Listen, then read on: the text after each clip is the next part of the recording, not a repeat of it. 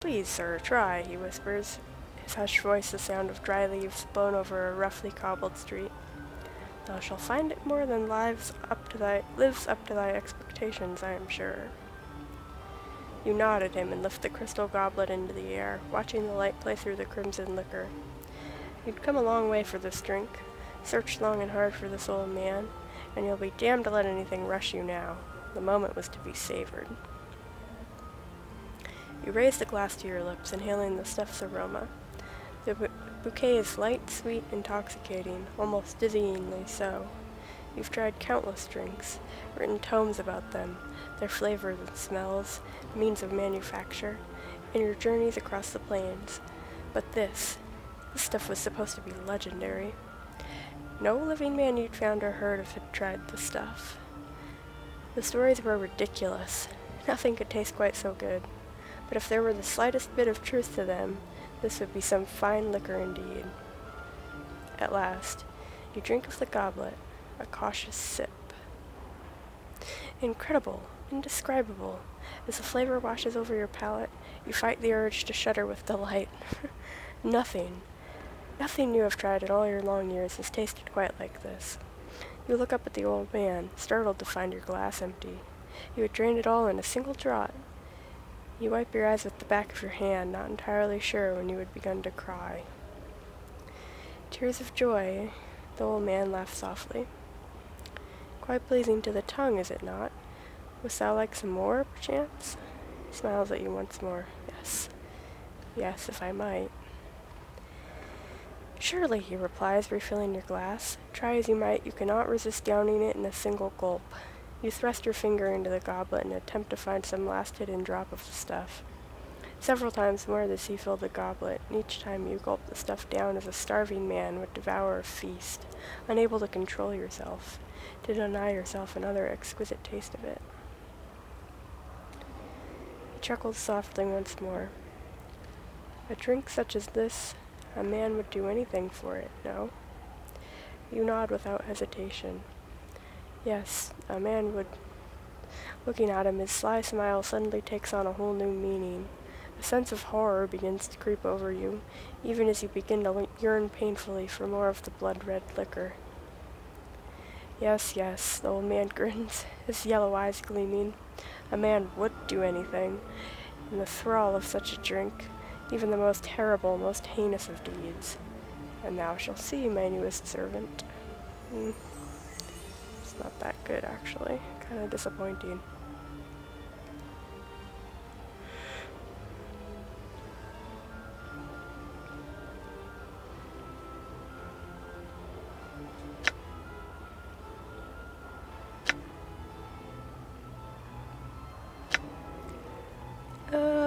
Indescribable frustration. 3 room. Okay, so this one goes back to this room.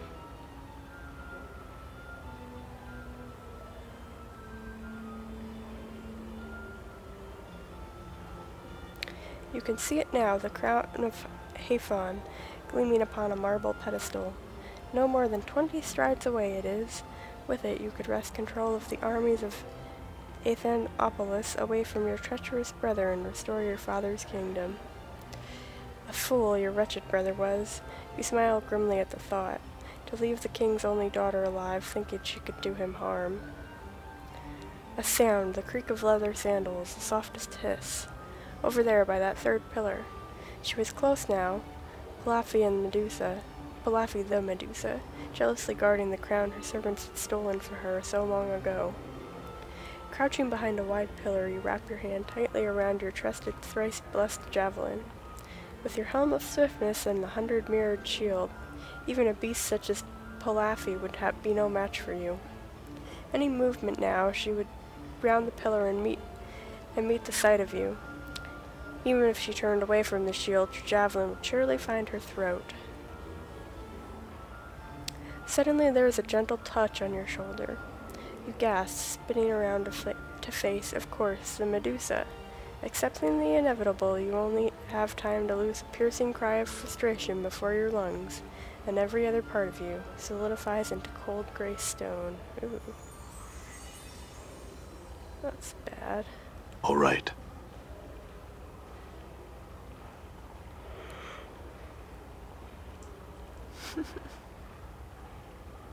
Not really what I would think for indescribable frustration, but I guess it fits.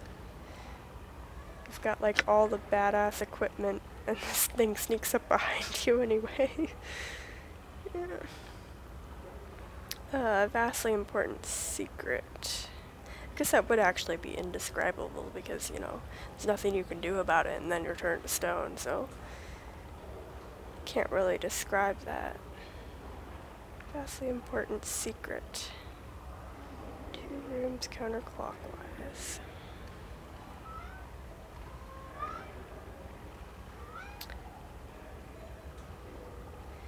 Six Imperial servants rush ahead of you, swinging the golden doors of the Dragon Palace wide. Long live the Empress, they cry in unison.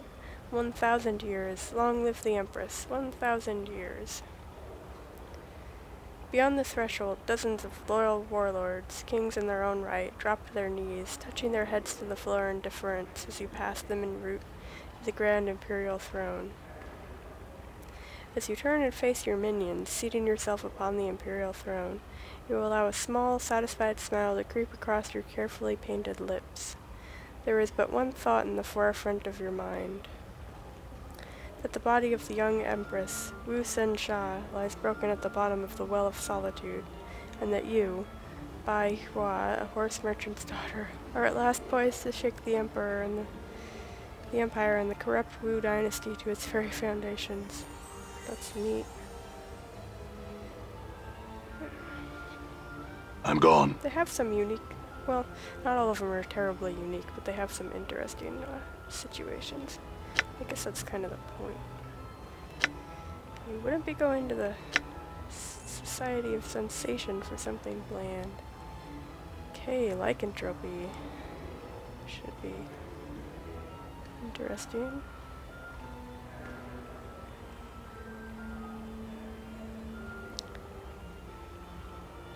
Suddenly aware that the hour has almost come, you leap from your bed and run flying from your cottage and into the surrounding woods. Stumbling in the dark, you come to a small moonlit clearing, the one you had found last week and decided to use tonight.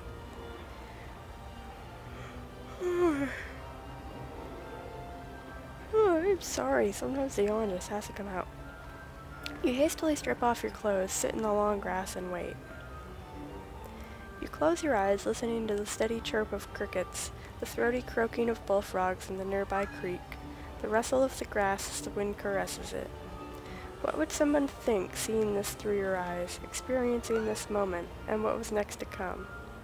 Soon you would travel to the city, find a cleric to rid you of the curse, but for now, may as well make the best of things.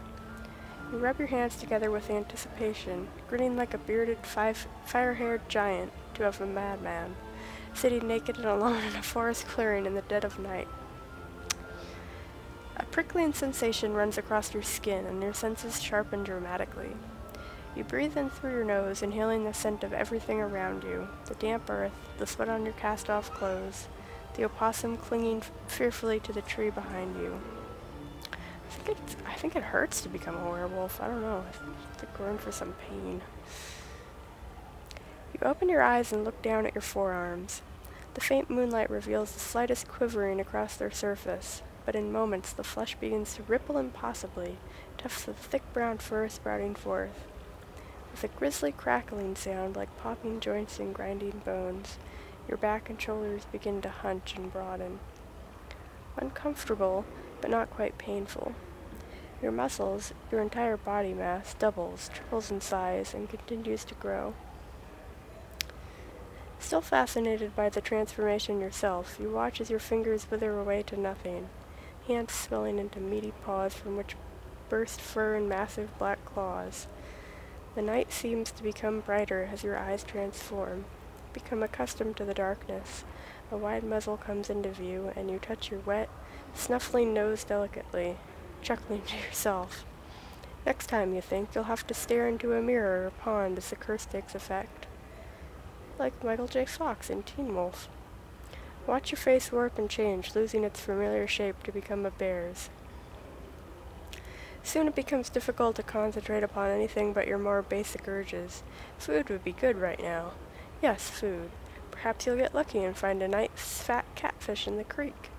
You rise off your massive haunches with a huff and begin to amble through the trees on all fours, heading for the water's edge. I suppose that was actually turning into a bear. This lycanthropy doesn't necessarily have to be a wolf, but just a were creature.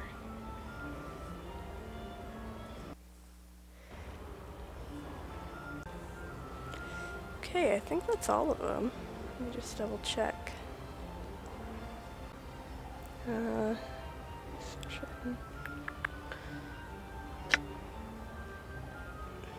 I've done all those, you don't have to give those. Are there any more?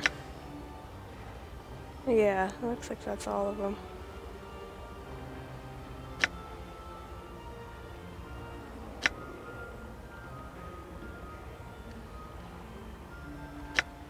Oh, just going in circles there.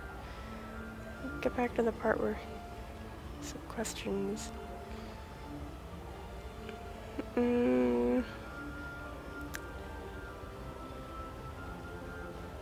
No, he's not really telling us anything we don't already know. Okay, so Decon's still not leveled up there, almost.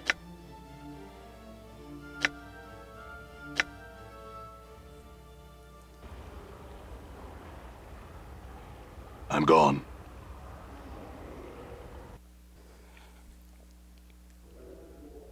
I'm gone.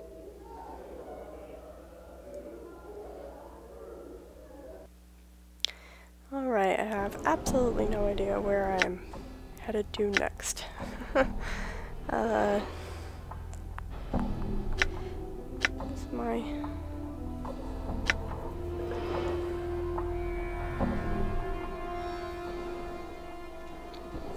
I'm gonna look through here and see. Can't remember what I found out about. Okay, so we have this canter.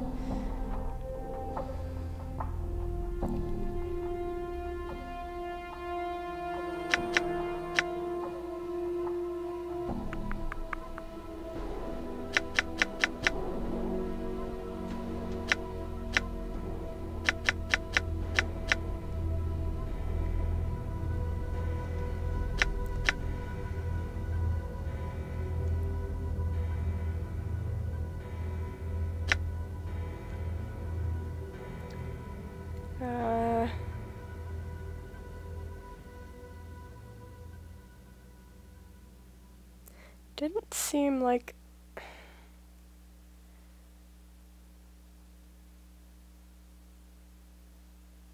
that guy was still there. I really would like to get Fall from Grace into the party. I'm gone. I wonder if helping her, or helping the other girls in the brothel will help, but I just did not see this guy anywhere.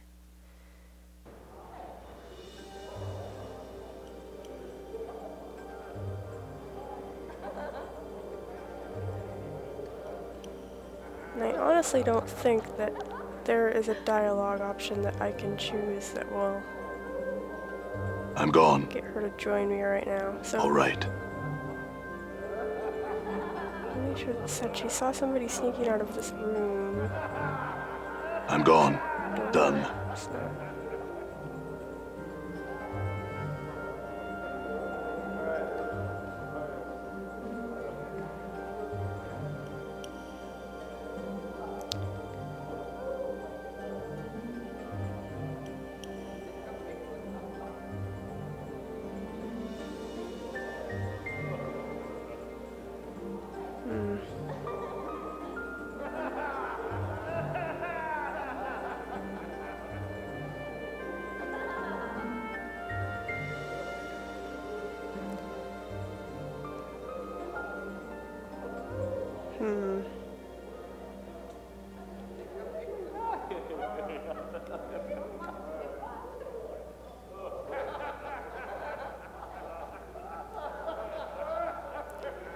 So you'd think if he were still here, I would have totally found him by now.